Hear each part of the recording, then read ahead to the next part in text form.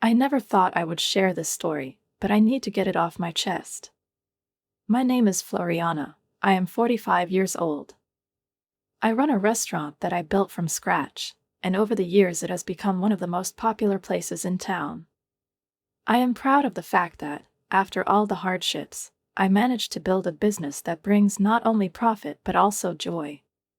But perhaps in this success, I got too caught up in the external aspects of life and paid too little attention to what was going on behind the closed doors of my home. It all began 5 years ago when I met David. He was a contractor I hired for some renovations in the restaurant.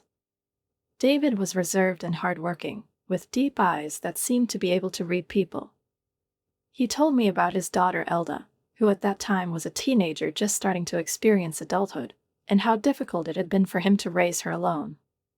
Her mother, as he explained, had lost custody due to her alcohol problems.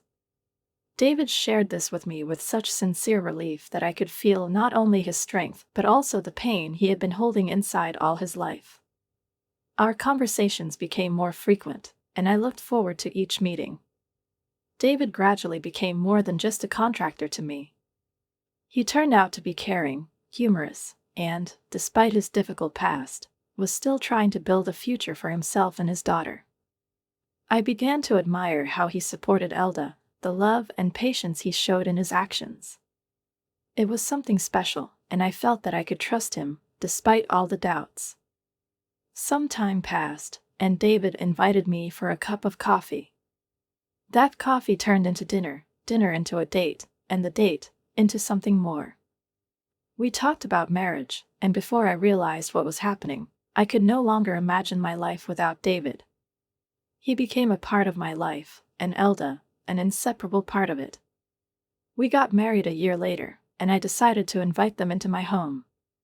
At first, everything was just as I had imagined. I became a stepmother to Elda, and our home was filled with a warm atmosphere. Elda and I started spending time together, cooking, shopping, and I made sure she had everything she needed. I happily paid for her activities, family vacations, bought her clothes, everything that could create a comfortable and happy life for her. She was so sweet, and there wasn't the slightest hint of any problems. I thought I was more than just a stepmother to her. I was a real friend. However, things weren't as perfect as I had imagined. Elda occasionally visited her mother. Although David always insisted that her connection with her mother was important, I couldn't shake the uncomfortable feeling. I knew her mother had lost custody due to serious alcohol issues. One day, I met her at a school event. She was standing off to the side, swaying slightly, her eyes unfocused, and it became obvious that she wasn't sober. But what could I do? I was just a stepmother, and who was I to interfere in her life? I tried not to think about it until one moment that became a real turning point for me. This happened a few months before Elda's 18th birthday. The girl was stressed out about the upcoming birthday and graduation. I could see the panic in her eyes. She kept repeating, "What if everything goes wrong?" It sounded like a nightmare. Her mental state was so fragile that I couldn't leave her without attention. "Don't worry, everything will be fine," I hugged her, trying to calm her down. "Actually, I have an idea. Why don't we throw a party at the restaurant? We'll reserve the best tables, and you can show your friends how great our place is." Elda's eyes lit up. I noticed how her anxiety faded away, and her face radiated such genuine light that I felt how much I missed her happiness. My restaurant had become a popular place in town, and she was proud of it. "Oh my God, the Instagram photos will be so stunning, everyone at school will be jealous," she exclaimed, already pulling out her phone to start planning. At that time, I thought that everything we did was just to give Elda a moment of happiness. But at that point, I didn't yet know that the real challenge was only beginning. I threw myself into the preparations. I wanted everything to be absolutely perfect, for Elda, my little princess, to feel like a real star on her big day. She deserved it. We went shopping together, choosing a dress. It was a magnificent blue dress that highlighted her youth and beauty. In it, she looked not just like a girl, but like a confident woman. I almost cried in the fitting room when I saw her in that dress. In that moment, I realized she was no longer a child. "How many people are you planning to invite?" I asked her as we discussed the details of the event over dinner. Elda hesitated for a moment, fiddling with her napkin, and finally said, about 30 people." "Great, can you make me a guest list? I want to make sure we have enough space and food for everyone." "Oh, I haven't made one yet," she replied without much enthusiasm. "Just plan for 30 people." I nodded, although a sense of unease rose within me. Something about her calmness didn't sit right, but I didn't press her. Looking back, I realize I should have pushed her more, asked for more details about who was coming, what we needed for all these people. But I was so focused on making everything perfect that I may have overlooked important details. I trusted her, and she, apparently, didn't fully grasp the significance of this event. The party day arrived, and everything looked stunning. The tables were beautifully decorated, the food was flawless, and Elda was magnificent in her new dress. She was glowing, her eyes shining, and I saw how her friends admired her look. David's relatives came, Elda's friends brought their little joys, and everywhere there were selfies, laughter, and fun. Everything seemed so harmonious. But as it often happens, the perfect world is always on the brink of destruction. And then she walked in. I recognized her immediately, Elda's mother. She could barely stand, almost swaying on her feet. Her eyes were glassy, her face flushed, and I could tell right away that she was drunk again. "Happy birthday, darling." Her voice was loud and somewhat unsteady, like someone who doesn't quite understand what's happening around them. She stepped toward our table as if nothing was wrong. As she got closer, I noticed her gaze slide over me, and in its depth, I saw a flash of contempt. "Get up," she demanded, waving her hand at me. "This is my seat. I'm her real mother, not you." I took a deep breath to keep my composure. I tried to stay calm and reasonable. There are plenty of empty seats. "Why don't you sit at another table with the other guests?" "No," she screeched, her voice getting louder. "This is my seat, you need to get out of here." "Who do you think you are?" I turned to David, hoping he would intervene, that he would say something to stop this absurdity. But my husband sat in his place, red-faced, staring at his plate. He didn't even try to lift his gaze, as though this was the most fascinating show he'd ever seen. I felt a lump in my throat that blocked any words, but I couldn't let this woman ruin Elda's celebration. I had to maintain at least a minimal order. Let me be perfectly clear, I clenched my fists, trying not to let my inner struggles show. I looked directly at Elda's mother. "You have two choices. You can sit at another table with the other guests, or I'll call security to escort you out." Her face twisted with rage. She took a few steps toward me and screamed, "Oh, listen to you, little Miss Moneybags." Her voice sounded like a wild scream. She swayed with her whole body and grabbed the edge of the table to keep herself steady. "You think you can buy everything? Aren't you buying my husband, my daughter?" She continued, each look filled with furious hatred. The guests at nearby tables started looking at us, avoiding eye contact. I saw the familiar faces of my regular customers who tried not to look directly, but their eyes were fixed on our scene. The restaurant staff hovered by the doors, unsure of what to do. I could feel the tension in the air growing with every word. Elda's mother kept going. "You're just like those people at the Waltz, with your fancy restaurant and your big house, thinking you can buy everything. You might be able to replace me because you have money, but guess what? You can't buy family." Before anyone could react, she grabbed a plate of food and, without hesitation, threw it on the floor. There was a deafening crash, and the restaurant immediately fell into dead silence. Then came another crash, and another plate of food splattered across the expensive carpet I had laid down last month, trying to please everyone who entered the restaurant.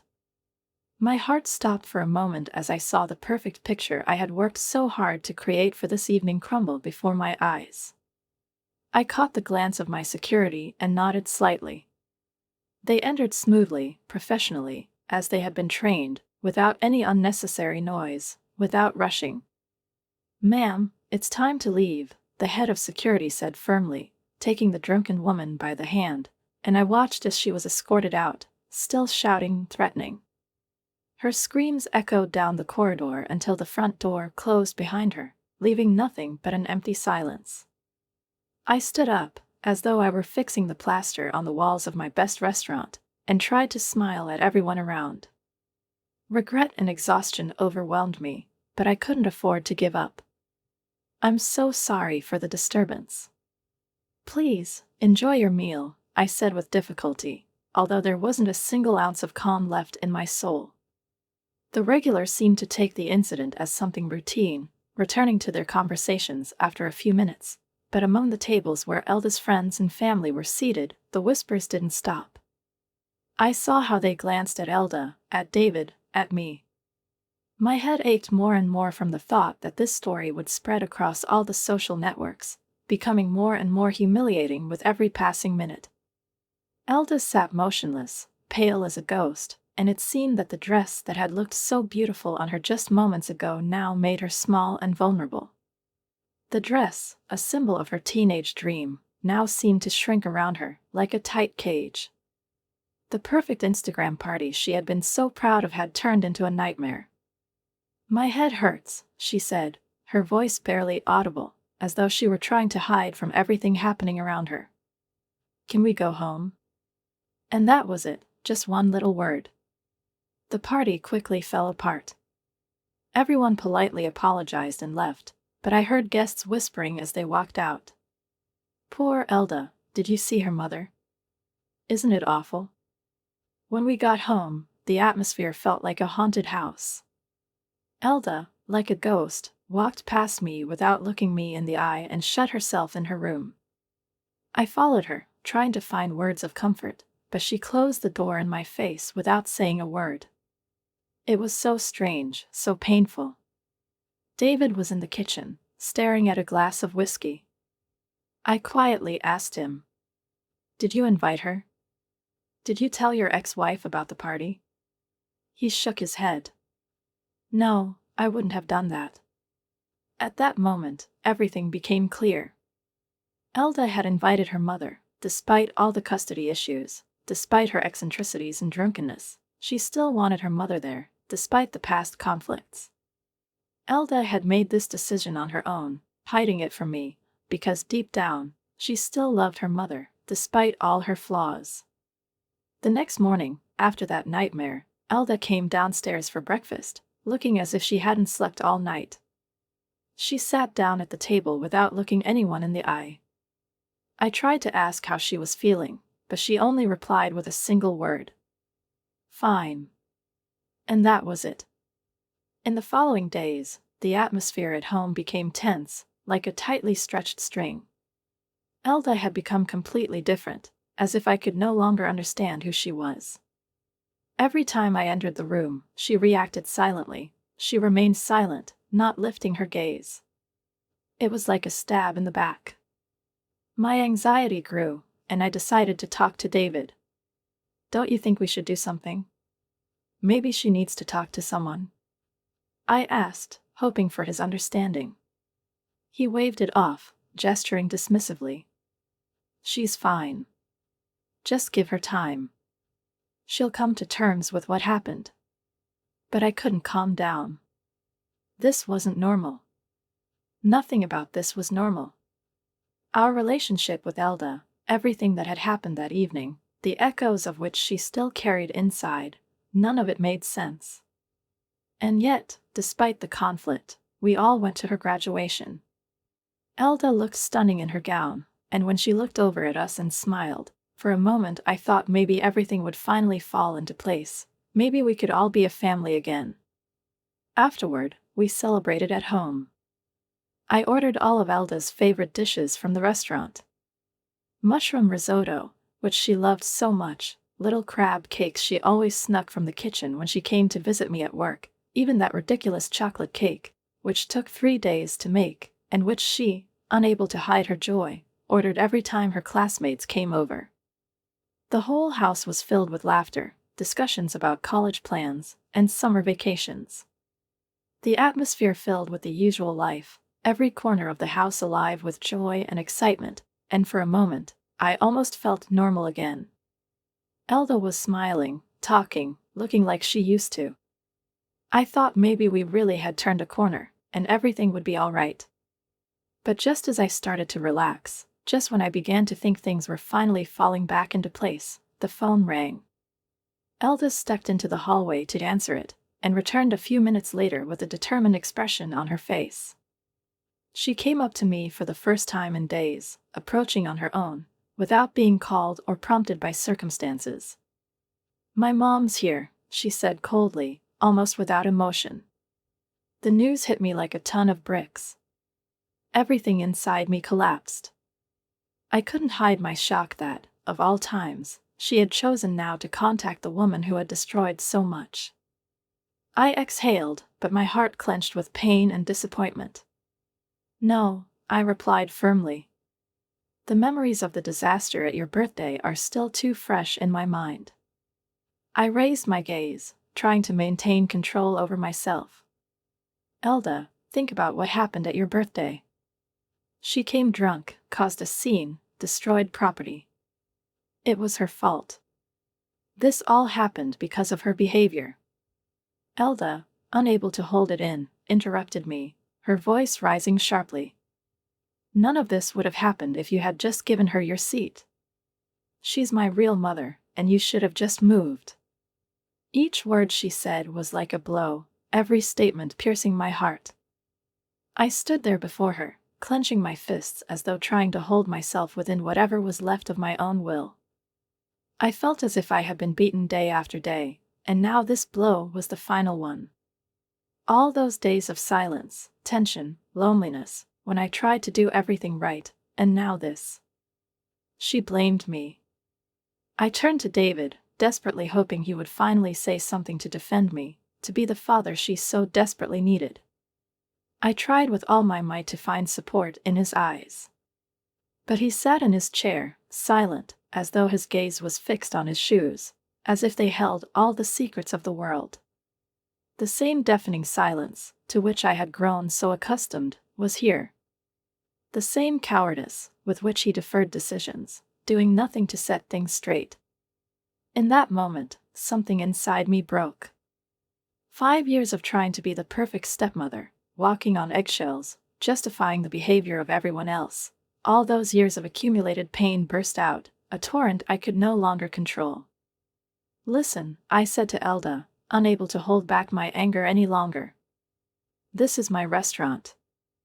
I organized this party for you. I bought you this dress you wanted so much. I did everything I could to make this day perfect.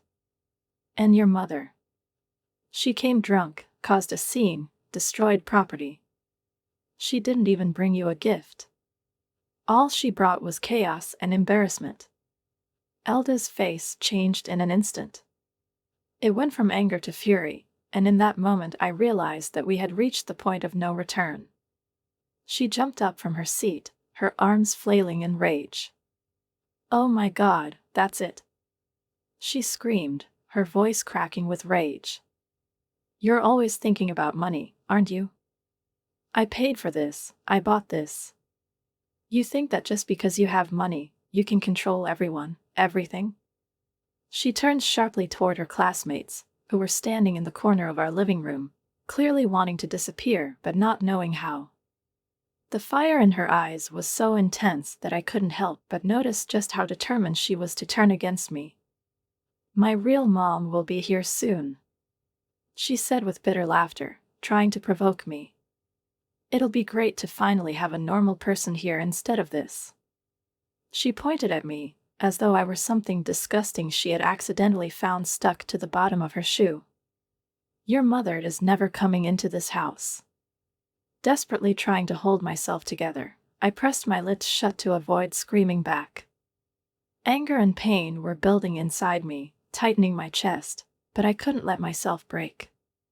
"Your mother will not step foot in this house," I said firmly, no longer able to suppress my resolve. And in that moment, I realized I couldn't stay silent anymore. I sat, staring at my plate, seeing nothing around me but dark spots that blurred in my vision. Elda entered the dining room, looking as though she hadn't just brought an envelope, but had earned an honor and reward. She tossed it onto the table in front of David, and finally, he tore his eyes away from his phone. His face darkened like someone who already sensed trouble. "What's this?" he muttered, not even trying to hide the discontent in his voice. Elda grinned, her face smug like a winner's, and at that moment, I realized she saw herself as the winner in her game, in her battle for attention, for the house, for power. Everything that had happened in these past weeks, all the silent dinners and the escalating tensions, meant nothing to her. She had just been waiting for the right moment to strike, precise and painful. "This," she paused dramatically, "this is a letter from your ex, David. She's decided to sue. My dad and I are going to fight for this place, and I'm going to take it for myself. We're going to have everything. That idiot wasn't worth your time or attention." I felt the blood surge in my veins. Her words made me feel unbearably cold, and the sound in my ears became a loud buzz. I knew this wasn't just talk. It was a warning. It was a threat. David stood up, rubbing his forehead as though trying to banish that deadly noise from his mind. His eyes were empty, as usual, and when he spoke, his voice was dull, like a freezing frost. "Are you out of your mind? You can't just take everything from me. You have no right." "Oh, I think I do," Elder replied, leaning toward him and smiling with such malice that it made my stomach turn. "Do you really think she deserves to be here? Do you think she's worth anything?" I could no longer stay seated. Silently, I stood up from the table and moved to the window, staring out at the dark sky, which had no stars. Inside, everything buzzed with pain and anger.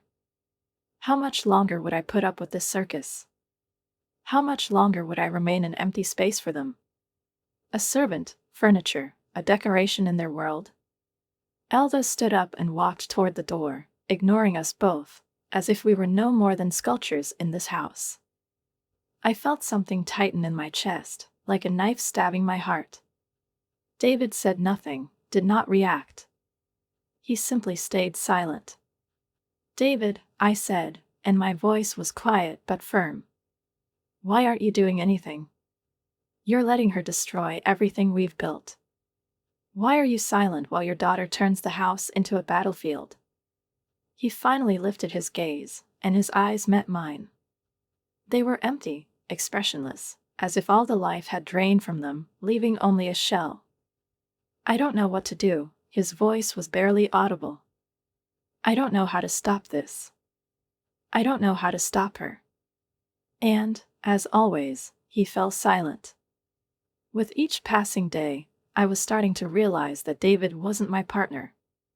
He was part of this tyranny, part of this family that was devouring me alive, unaware that I was burning. I felt cold fill me. My vision darkened, and inside, something was about to break free. I could no longer stay in this house, with these people, with this life. I wasn't going to endure it anymore. But what else did I have left?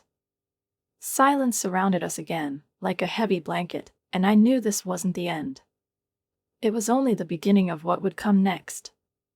After the door closed behind David, I was left alone in the room, consumed by a strange feeling of heaviness, as though something invisible and dangerous was hanging in the air. I sat still, as if afraid that any movement would disturb the invisible balance, and the room would once again fill with noise and shouting. But it didn't happen. Left alone with my thoughts, I allowed myself to relax a little, feeling how, after weeks of tension, my muscles finally started to loosen. The silence in the house was heavy, but it didn't soothe me. I thought about how David and Elda always played their little performances, manipulating people, intimidating, humiliating. They were skilled at it, like two actors who had rehearsed their roles to perfection. But today, it seemed, I had broken free from their script. I hadn't played by their rules. I glanced at the clock. midnight. At that moment, I suddenly felt like I had to do something. This wasn't a decision about divorce, although I understood that it too was inevitable. No, I needed to at least regain some control. Not just over this house, but over my life. I got out of bed and walked to the window. The gusty wind was tearing at the branches of the trees in the garden, and the moon, lighting up the night sky, reminded me of how much I missed freedom, how long it had been since I'd felt like myself. I remembered how, initially, before this house became the stage for my torment, everything seemed so possible. And now, with so much already destroyed, all that was left was a ruin I had to examine and decide what to do with. Suddenly, I heard footsteps. Someone had descended the stairs, and within a moment, I realized it was Elda. She entered the room without saying a word and stopped a few steps away from me. Her eyes were glinting, as usual, full of malice and resentment, but now there was an added coldness in them. "Are you sure you want this?" she said in an icy tone. "You won't be able to just leave, Floriana. It's not that simple. You think I won't be able to make your life even worse? You think David will stay with you? You can't even stand up for yourself, but you want to control everything around you." I looked at her, trying to stay calm, though everything inside me was boiling. Deep down, I already knew that Elda wouldn't leave me alone, that she would seize every chance to humiliate and destroy me. But now I also felt that my moment had come. "I'm not going to compete with you for this man, Elda," I said, choosing each word carefully to strike right to the point. "You can scream, threaten, manipulate, but I will no longer be your victim. You forget that I'm also a person, and I have my own limits." Elda raised her eyebrows but didn't respond immediately. Her face was tense, like a predator ready to pounce.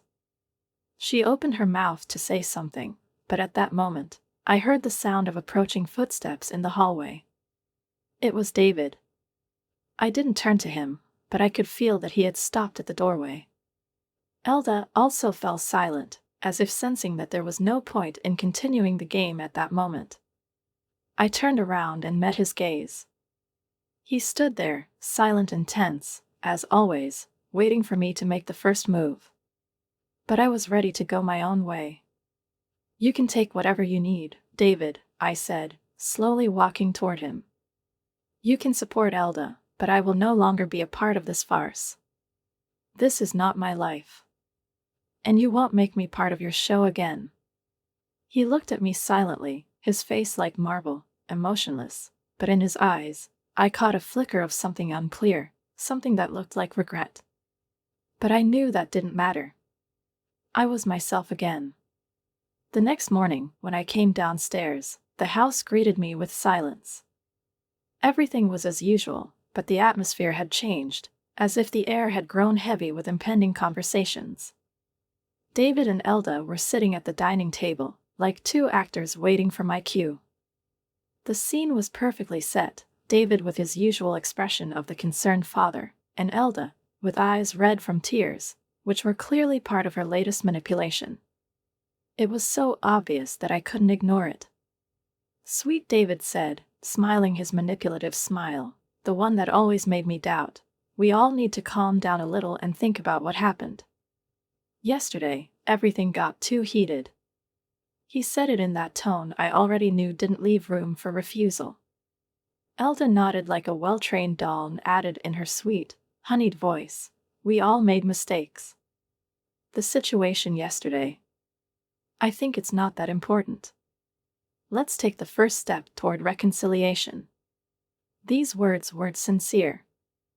I saw in her eyes an icy determination, as though she expected me, like always, to give in to her manipulations.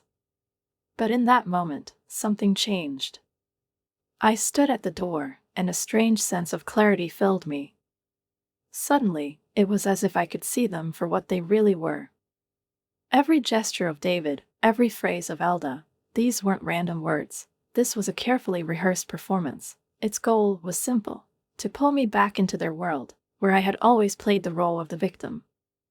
I was no longer willing to play along. David continued his speech. We, as a family, often fight, but then we make up. You understand, don't you, that if you take a step toward us, it will change everything. I remembered how many times he'd said these words to get me to give in. He thought I didn't notice their recurring manipulations. But now, I was clear in my intentions. I took a step forward and, despite the storm inside me, said, "I'm out of the game." My phone, which I had been holding in my hand, beeped. It was a call from my lawyer. "The divorce papers will be ready by noon," he said, and I heard David and Elda freeze as they heard these words. Their expressions changed instantly. Elda's sweet smile vanished, and real panic appeared on her face. David turned pale, and his usual anger, barely hidden behind the mask of concern, now clearly surfaced. I looked at Elda and, with a cold smile, said, "Congratulations, you won't have to deal with your non-mother interfering in your life anymore. Isn't that what you wanted?" Elda fell silent. Real tears streamed from her eyes, tears that weren't part of the act. I no longer believed those tears. I no longer believed in her remorse. David stood up so quickly that his chair fell to the floor with a crash. He didn't say a word, but I saw his face twist with fury. He stormed up the stairs, and I heard drawers and closet doors slamming in the hallway. In that moment, I thought, this is it, the manipulation has ended, and now they were leaving my house. I watched as they gathered their things. Without a word, without any more fake speeches, without one more theatrical declaration of family love. Just loud sounds as things were packed into suitcases, as doors slammed behind them. The next days flew by in a blur. Everything was settled quickly. David tried to contest the divorce, but my lawyer was unwavering. The prenuptial agreement and my savings remained mine. He didn't get anything, not a penny from my business, not a cent from what I had earned. I felt a strange sense of relief when the process was over. It was my victory, but honestly, I didn't rejoice. More than anything, I was glad that I was no longer subjected to their manipulations. A few weeks later, I heard from mutual acquaintances that David and Elda were now living in a small apartment on the other side of the city. Elda couldn't pay for her university studies and had gotten a job at a shopping mall, while David was struggling to rebuild his business, but things were not going well. As for me, I had transformed the house. The entire interior had been redone. I got rid of everything that reminded me of them. This place felt lighter, and not just because I had cleared out old things.